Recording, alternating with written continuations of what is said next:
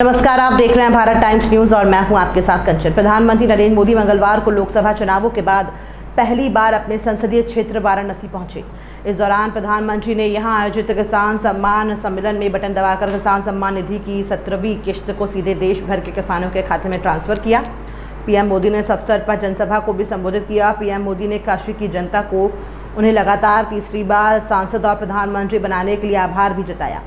उन्होंने कहा कि बनारस के हर मतदाता का लोकतंत्र के इस उत्सव को सफल बनाने के लिए आभार व्यक्त करता हूं। बाबा विश्वनाथ और मां गंगा के आशीर्वाद से काशी वासियों के असीम स्नेह से मुझे तीसरी बार देश का प्रधान सेवक बनने का सौभाग्य मिला है।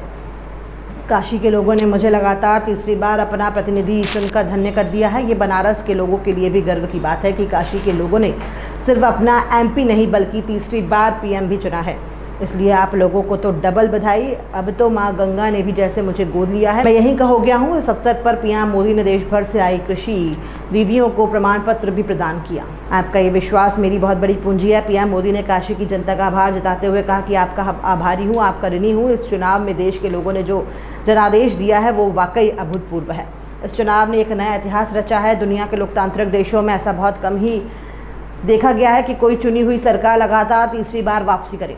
ऐसा भारत में 60 साल पहले हुआ था और अब आपने ये सौभाग्य अपने सेवक मोदी को दिया। भारत जैसे देश में जहां युवा आकांक्षा इतनी बड़ी है, जहां जनता के इतने सपने हैं, वहां लोग अगर किसी सरकार 10 साल के काम के बाद फिर सेवक अवसर देते हैं तो ये बहुत बड़ी वजह है और बहुत बड़ा विश्वास है। आपका ये विश्वास मेरी बहुत बड़ी पूंजी है।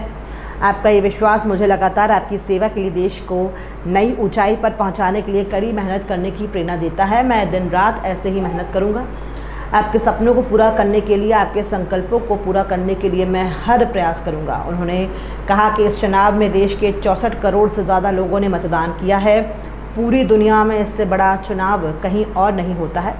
G7 के सारे देशों के मतदाताओं को मिला दे तो भी भारत के वोटर्स की संख्या उनसे 1.5 गुना ज़्यादा है।